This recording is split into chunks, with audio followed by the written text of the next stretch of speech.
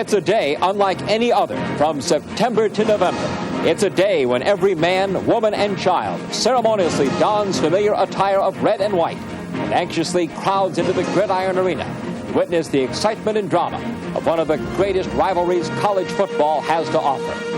It's Oklahoma and Nebraska, the Battle of the Big Reds.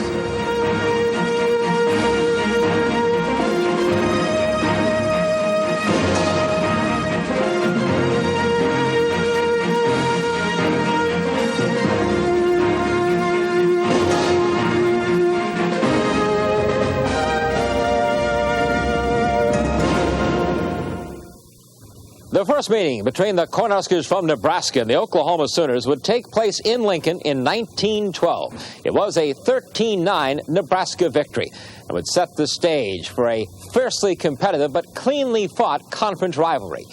Through its first 26 meetings in this battle of the Big Reds, Nebraska dominated with 16 wins to Oklahoma's 7, and there were 3 ties. Perhaps the greatest thing Jim Tatum did as head coach of the University of Oklahoma was to bring Charles Burnham Bud Wilkinson on board as an assistant coach in 1946. Coach Wilkinson, who makes his home in St. Louis, recalls his original football contract with OU. The first contract I had with the University of Oklahoma was a part-time contract. Jim Tatum was the coach, and I was under my contract only coaching in the spring and in the fall. And after the first spring, I knew that I wanted to coach, and so I reorganized the contract, changed it so that I was a full-time assistant coach. In 1947, this young Minnesotan was named head coach of the Sooners when Tatum left for the top post at Maryland. The Great White Father, as his players called him, produced some of the finest teams in college football history. In his 17 years, he posted 47 straight victories and won 3 national championships.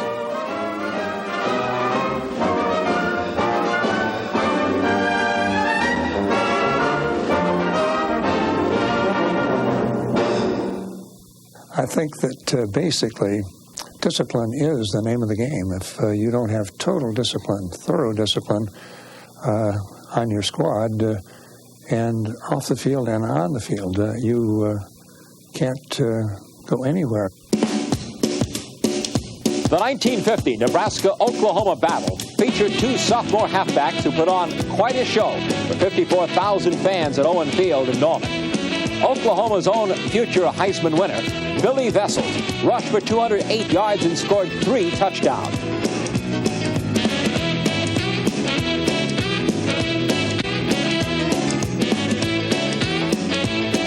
While Bobby Reynolds, Nebraska's sophomore All-American, ran for 81 yards in the first half, boosting the Cornhuskers to a 21-14 advantage at halftime. The Sooners, though, scored 35 second-half points to only 14 for Nebraska to claim a 49-35 victory.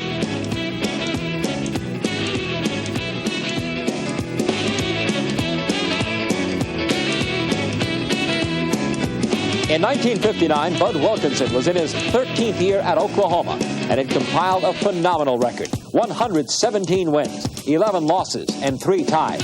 He had 74 straight conference victories, and on this Halloween Saturday, his Sooners were to take on the Huskers in Lincoln. Nebraska's head coach was Bill Jennings, a former Wilkinson assistant at Oklahoma. The Huskers took advantage of a blocked punt, 2 field goals, and a 61-yard punt return to lead by 11 with less than 7 minutes to go in the game.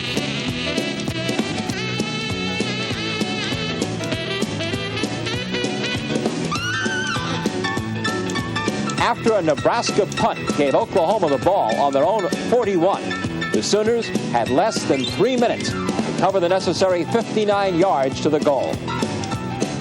Pass plays and tough running got the Sooners to the Husker 27. Then, with time running out, the elated Nebraska homecoming crowd erupted as Husker Ron Mead intercepted a Sooner pass in the end zone, ending not only the Sooner drive, but their winning streak of 74 conference games. And it was Nebraska's first victory over Oklahoma in 16 years.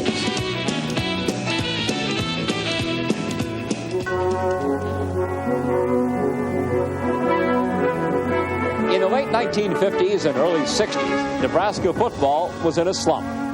In 1962, after 6 consecutive losing seasons, the talented, winning coach from the University of Wyoming was hired to turn the Nebraska program around. Michigan native Bob Devaney quickly guided Nebraska to national prominence and changed the direction of Cornhusker football forever. We knew that we had to work hard. Coach Wilkinson had championship teams, not only conference champions, but national champions for a long while, was regarded as the top football coach in the country by most people, I believe. And we knew that we had to recruit better people to beat Oklahoma, and we knew that we had to do a better job of organizing our football program and a better job of coaching.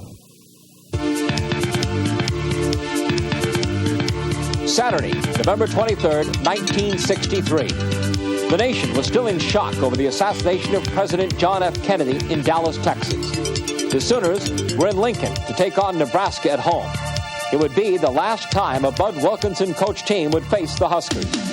Nebraska and Oklahoma both had non-conference losses on their records. OU, though, had climbed back to the number 6 spot in the country. Nebraska was number 10. Now it is 4th down. 9.5 yards to go for an Oklahoma first down. There's the Husker 22-yard line. Page pitches out. They're going to throw the ball. And they throw complete. Oklahoma touchdown. Going into any game, you hope that the team will respond to everything that has been taught them, and the realization that what's on the line and all the rest of it.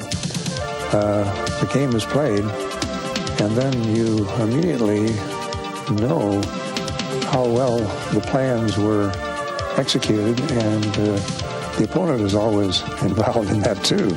And the opponent is a little better than you thought. The Sooners have won many conference titles, but they will be denied here if Nebraska holds on to this victory. The Huskers haven't posted a league win since 1940 when they went to the Rose Bowl.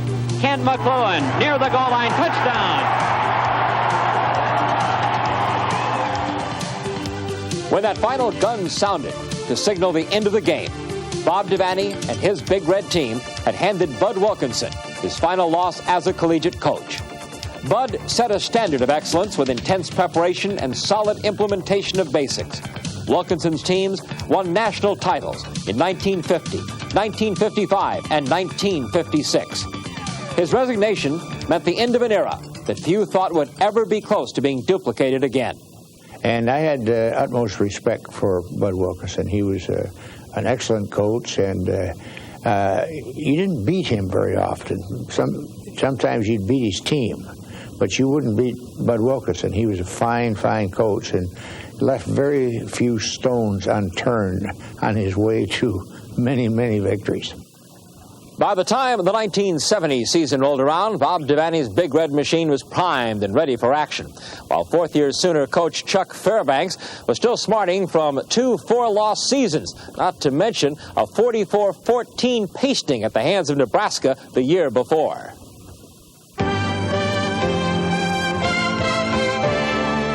En route to Bob Devaney's first national championship, Nebraska husked the Sooners 28-21. Well, it is the most intense football rivalry that I've been personally involved in. I know back when I was in Michigan as an assistant coach at Michigan State was a tremendous rivalry, but since I've been a head coach, there's no rivalry that has equaled that of the Oklahoma-Nebraska series. The 2 finest teams in the nation, Nebraska undefeated, ranked number 1. Oklahoma unbeaten, ranked number 2. It was a game that captivated the interest of the entire country. It was no exaggeration that this 60 minutes of hand-to-hand, full-body contact was billed the game of the century. Jerry Taggy, Johnny Rogers, Jeff Kinney, and Rich Glover were just a few of the pieces in the arsenal Nebraska had aimed at the Sooners for the 1971 showdown.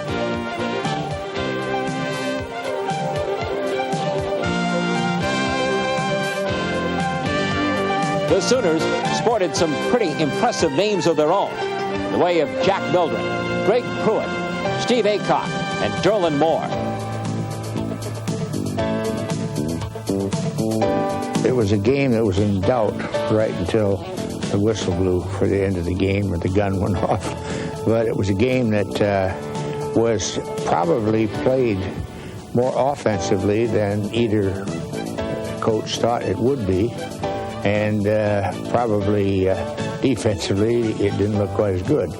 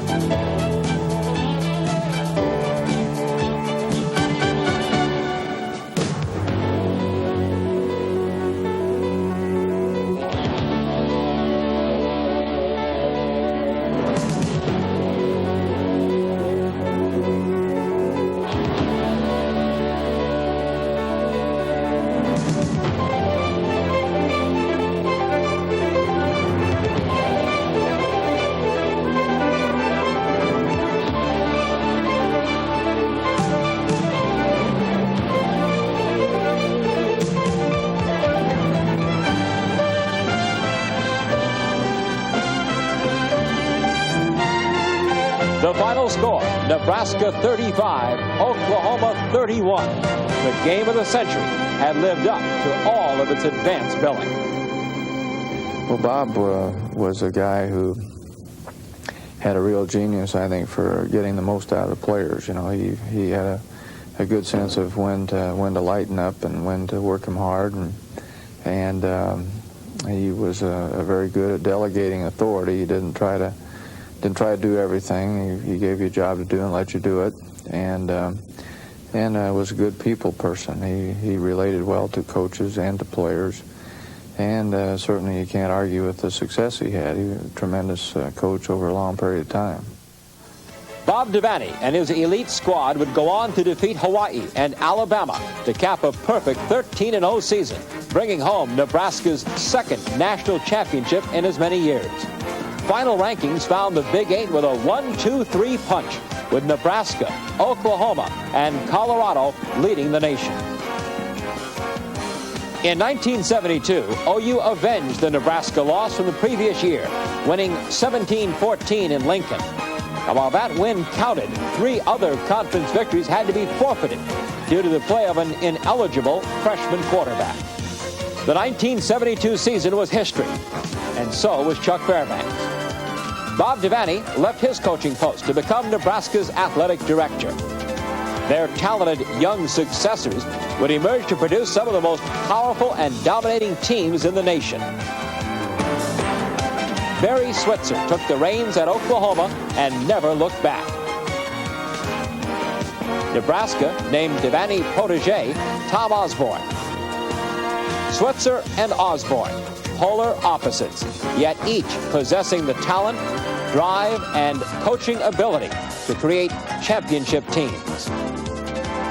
From 1973 to 1988, their teams either won outright or tied for the Big Eight championship, and one or both teams ended up ranked in the nation's top 10 15 out of those 16 years. During that period of time, I believe Nebraska and Oklahoma were probably the 2 winningest programs in the country, and a lot of consistency. I think both schools have recruited well. One factor I think that has led to that consistency has been continuity in coaching. If you don't turn coaches over every 3-4 years, you have continuity in recruiting, and you're able to maintain a pretty consistent level of performance. So I think we were fortunate to have that type of continuity during that period of time. The Texas game was always, when I first arrived, that was the game for the alumni recruiting.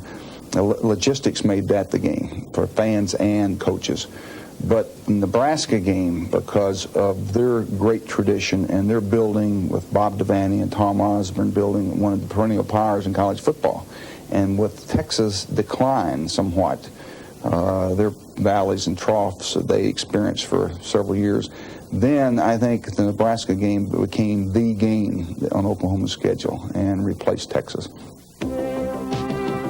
Barry Switzer's Sooners topped the Cornhuskers from 1973 through 1977, on their way to winning back-to-back national championships in 1974 and 1975.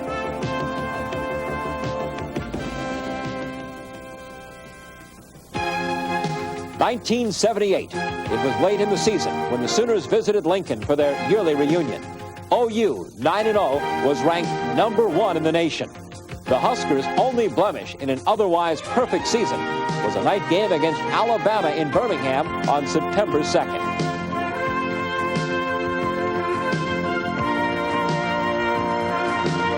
Nebraska was leading 17-14, but the Sooners were on the move. The final moments of the 1978 Crimson War will be embedded in the minds of Big Red fans and the coaches forever. We fumbled 9 times that day, and we lose 6 fumbles, and we only lose 17-14 in Lincoln. And we're going to win the ball game. Billy makes a great run to the 3-yard line. We're going to be first and goal at the 3, and we're going to win it with a minute to go again, and we fumble the football. But Nebraska's victory was bittersweet. All right, now what has happened is that with Georgia getting beat, the Tide is like getting beat, so that puts Alabama. Penn State more than likely is going to go to the Sugar Bowl to play Alabama. Now what it does to us, it does this. The Orange Bowl is meeting right now in an executive meeting. They're considering, I don't know, the possibility of taking us, or probably more likely to ask us to come play Nebraska again in the Orange Bowl.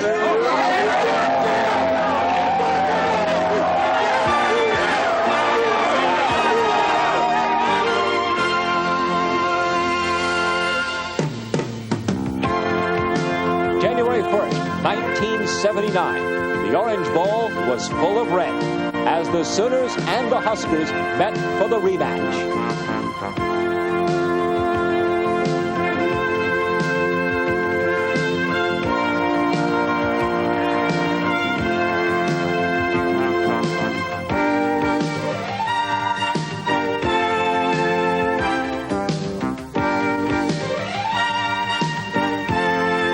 A game of pride for both teams. But as the New Year's Day came to a close, the Sooners claimed the Orange Bowl prize, defeating Nebraska 31-24. One unique quality about a rivalry as intense and emotional as Nebraska and Oklahoma's is the level of respect shared by the coaches, along with a good sense of humor. I remember the year was 1980. And we played in Lincoln, and it was what we call the Taco Bowl. We had accepted to play in the Sun Bowl, and Nebraska said no. Usually when two teams are playing for the Big 8 championship, they tie up 2 bowls, and the loser goes to the other, and the winner of the Orange Bowl, obviously. But they didn't want to tie up with the Sun Bowl. They were going orange or bust. The night before, and the day we arrived town, they have on the billboards of all the restaurants, send Switzer to El Paso. Sooners love Mex-Tex. So what happens is he's doing his live TV show. I did a spot back to a station here in Oklahoma City, and I asked the stagehand, I said, what's going on over there? And they said, well, Bob's fixing to come in and do his live television show he does every Friday night, his prediction show, 30-minute show. And I said, hey, buddy, go get me a sack of tacos down here at this Taco Bell. And I would go over and talk to Dick Jana, who does the show I've known for years, that does Tom Osborne's show and Bob's show out in Lincoln. And I said, Dick, let me do this. Let me hide behind the stage. And Bob comes on. I want to walk up and give him a sack of tacos. We hope to give it to Barry Switzer.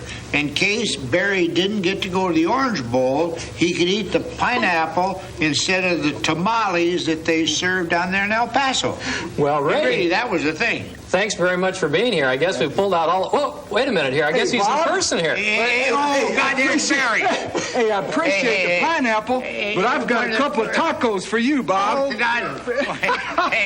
Hey, one of the greatest coaches in the country, and it's great to be here with us here. Thank you, Bob. Thank you. I want to tell you and I'll tell you, wherever we go, we're well fed. Yeah, Barry, that was one of the, probably the top show of that kind that I had. That's probably the #1 show. I've asked him if he couldn't come back when I was doing that more often.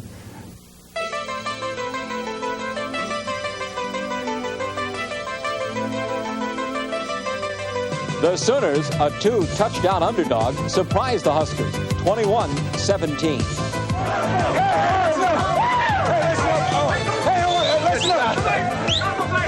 Okay. Hey, listen up. I want to say something. Hey, I want to say something, man. We got a game next week. We got to back up everything we said. And I want to know one thing. Are there any good Mexican restaurants in Miami?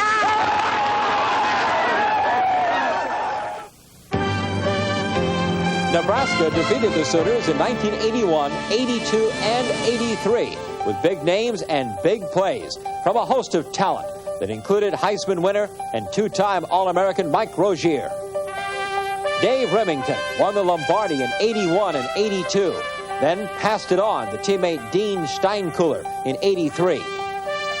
While All-American Irving Fryer was winging his way through defenders on the way to a Big 8 championship.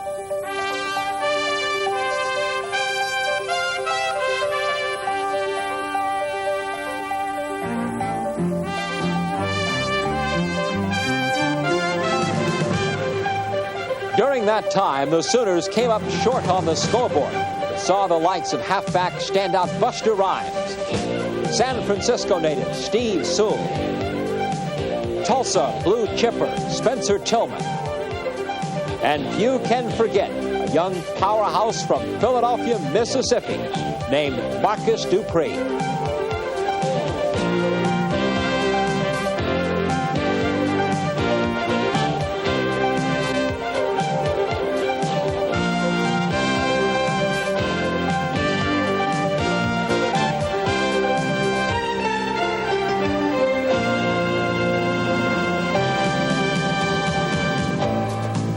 In 1984, Oklahoma was rebuilding, and Nebraska was again very, very tough, returning 53 Lettermen. After a first quarter fumble gave the Sooners possession deep in Nebraska territory, it took 7 plays for Oklahoma to go on top 7-0. The Huskers evened the score in the second quarter with an 84-yard drive, capped by a 1-yard dive from tailback Jeff Smith.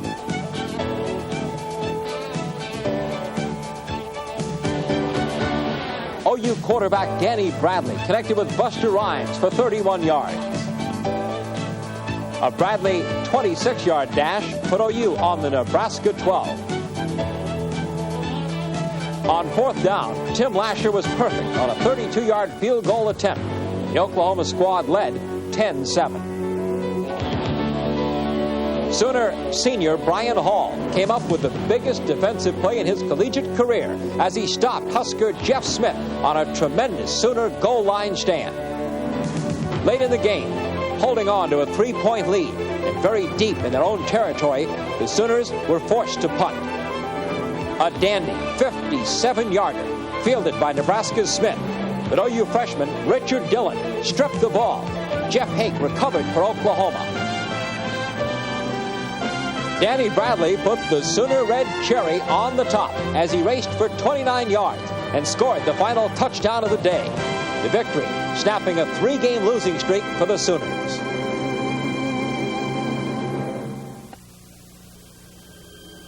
Nebraska came to Norman for their 1985 contest, ranked 2nd in the nation, undefeated in conference play, and looking for their 6th consecutive Big 8 title.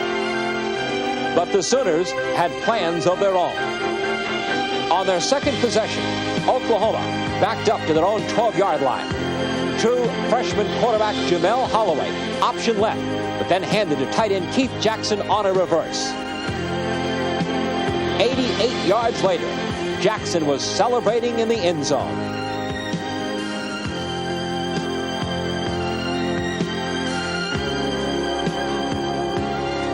Then Nebraska reached into their bag of tricks, and the result, a perfectly executed 52-yard reverse, which put them inside the Sooner 10. However, Oklahoma's defense, led by senior nose guard Tony Casillas and sophomore linebacker Brian Bosworth, wasn't willing to give up that last 6 yards for Nebraska to score. The Sooners added to their points in the second and third periods, while the Huskers were unable to put anything on the board. With less than a minute to go in the game, Nebraska defensive tackle Chris Bakeman received a Sooner fumble with open arms and returned it 76 yards for a touchdown.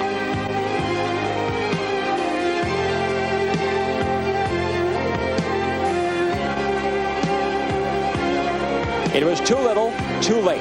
Final score, Oklahoma 27, Nebraska 7. The Sooners would go on to represent the Big Eight in the Orange Bowl on January 1st, 1986. A tremendous performance by the Sooners in their victory over Penn State brought home Barry Switzer's third national championship as a Sooner head coach.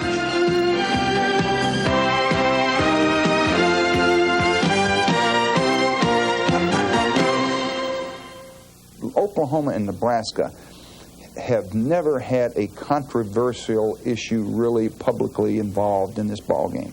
The media handled it right. The players and the coaches handled this game right. So this was a contest that brought mutual respect from both universities and both football organizations. So that's something I was proud of, and I think they were too. In typical Big Red Battle fashion, the fourth Saturday in November, 1986, was a nail-biter to the finish. Nebraska scored first midway through the opening quarter, marching 85 yards in 13 plays. The Sooners played keep-away with a drive of their own. Quarterback Holloway took it in himself, and after the extra point, it was 7-all. A second quarter field goal gave the Huskers just a hair of breathing room. They took the lead and momentum into the dressing room at halftime, 10-7. 4 minutes into the third period, Nebraska added to their lead when quarterback Steve Taylor targeted Rod Smith with a perfect aerial. Cornhuskers 17, Sooners 7. A 22-yard field goal early in the fourth quarter pulled the Sooners within a touchdown. 4 minutes, 10 seconds was all the time remaining on the clock. It was a very long 94 yards down the field just for the Sooners to cross the goal for a possible tie. Oklahoma almost stopped themselves as signal caller Holloway fumbled on a fourth down play from the Sooner 15. However, a face mask penalty against Nebraska proved to be deadly. The penalty gave a first down and new life to the Sooners' quest for the goal line. Holloway proved his passing abilities by nailing Carl Cavanis and Derek Shepard with right-on-the-money bombs. All-American Keith Jackson's takeaway catch at the goal line and Lasher's extra point put the score back at square one, 17-all. With a minute 22 left in the game, Nebraska received the kickoff, but couldn't move the ball and was forced to punt. 50 seconds and counting. Oklahoma fans were praying for a little Sooner magic, or at least a small miracle. Backed up on their own 37, Holloway scrambled for 8. Then made contact with Jackson, who took it to the Husker 14. As millions of Big Red fans on both sides held their breaths, OU place kicker Tim Lasher calmly and accurately set a 31-yarder through the uprights. The final, Oklahoma 20, Nebraska 17. I think this has been a very clean, hard-fought series, and I think that's one of the reasons I think it could be classed as the outstanding series in the country. But I think the point that I don't think there's any series where the two teams are playing for as much every time they play. November 21st, 1987. It was billed as the game of the century, too. Both Oklahoma and Nebraska entered the contest undefeated. The sellout crowd at Nebraska's Memorial Stadium was the largest ever recorded. Most of those in attendance and watching on TV felt that the winner of this would probably play for the national championship. The Huskers scored first with an impressive 84-yard drive in 10 plays. The Sooner defense tightened up and denied Nebraska a first down on the next 6 possessions. Throughout the first half, Oklahoma moved the ball offensively with ease, but 2 fumbles, an interception, and a missed field goal kept the visitors off the scoreboard. At halftime, it was Nebraska 7, Oklahoma nothing. Things changed in the second half. The Switzer Brigade came out as if they were on a mission. Early in the third quarter, Sooner Ricky Dixon intercepted a Steve Taylor pass and returned it to the Husker 13. 2 plays later, Anthony Stafford took the pitch and easily covered the 11 yards to the goal line. The point after was good, and that was the last time the game would be tied. In the final minutes of the third quarter, Oklahoma had the ball on their own 35. Like a rocket, Patrick Collins took the option and made one of those skin-tingling runs as he raced down the sideline and scored.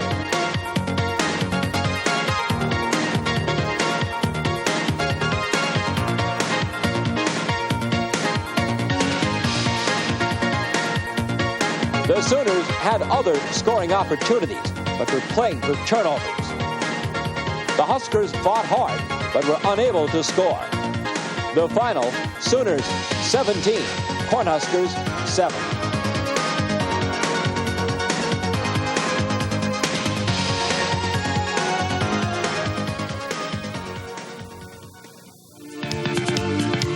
The 1988's matchup found both Nebraska and Oklahoma with early season non-conference losses.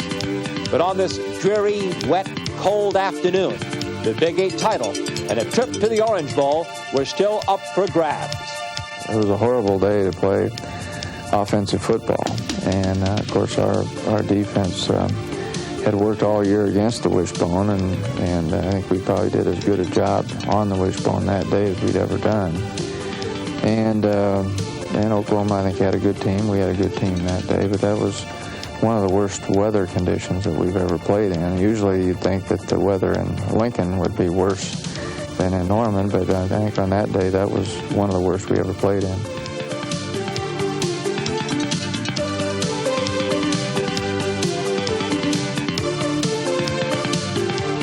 On the first series, Nebraska quarterback Steve Taylor led an 80-yard drive to score what would be the only touchdown of the game.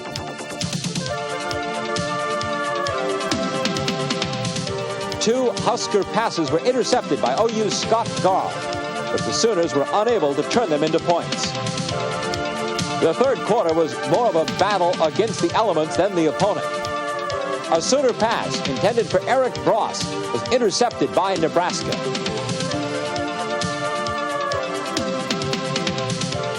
On the very next play, Husker I-back Ken Clark fumbled the ball, and Scott Garl alertly recovered for the Sooners. Senior kicker Tim Lasher connected on a 29-yard field goal.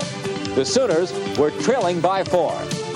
But the fourth quarter was a series of punts, and neither team able to add to the final score of Nebraska 7, Oklahoma 3. Nebraska had broken a 4-game losing streak in the series, and Sooner leader Barry Switzer would never coach a regular season football game for Oklahoma again. Well, Barry Switzer was one hell of a football coach. And I think he's a great guy. I like Barry. I like him very well. I think he's a fine person.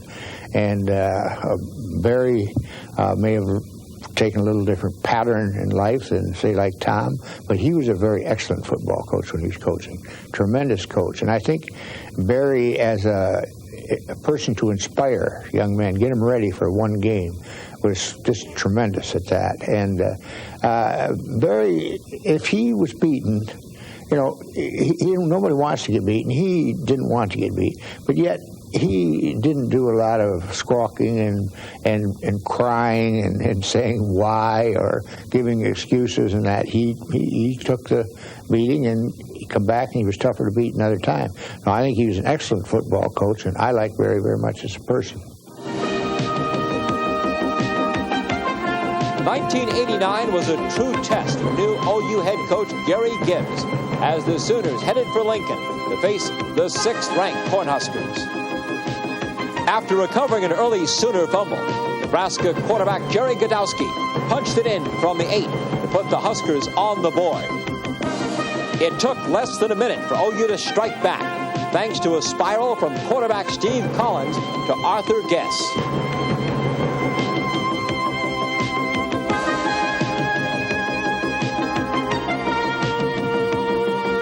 Nebraska scored on its next 2 possessions and led at the end of the first quarter, 22-7.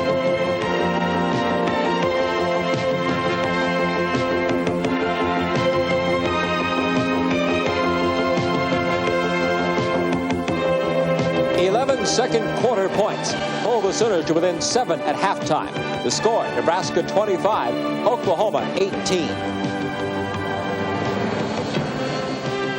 In the third quarter, 2 quick Cornhusker touchdowns virtually sealed the coffin for the Sooners. It was Nebraska's day to shine. Final score, Nebraska 42, Oklahoma 25.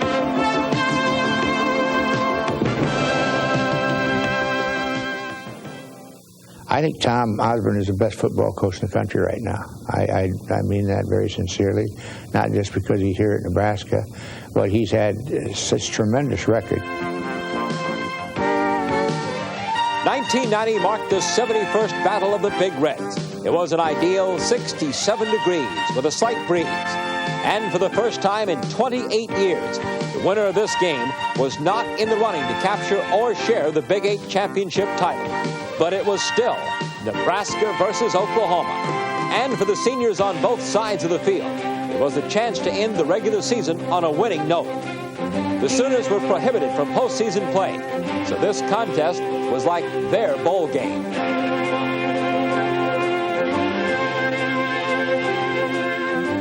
Five minutes into the first quarter, Nebraska's starting quarterback, Mickey Joseph, suffered a deep thigh laceration as he slid into the Sooner bench. He was out for the rest of the game. Nebraska put the only first quarter points on the board with a 30-yard field goal. But from there on, it was a day Sooner fans welcomed with open arms. OU's first possession of the second quarter turned into an impressive 86-yard drive, which resulted in 7 points. Fumbles and interceptions not only stopped Husker drives, but were converted into quick Sooner points before halftime. Nebraska then capitalized on a Sooner mistake at the beginning of the second half. Tyrone Leggett recovered a Gundy fumble. The Huskers' touchdown and extra point closed the scoring gap a little, but not for long. Strong defensive play from the Sooners caused costly Husker turnovers more than once.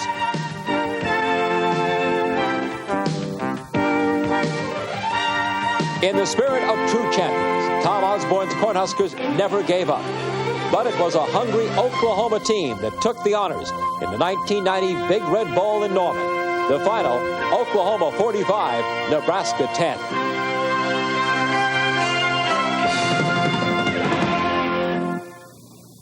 Looking ahead now to the 21st century, there's no doubt that this conference rivalry between Oklahoma and Nebraska will continue to provide sports fans with a roller coaster of emotions. From kickoff to the final gun, no other collegiate rivalry has produced greater excitement, more intensity, or truer respect than the Battle of the Big Reds.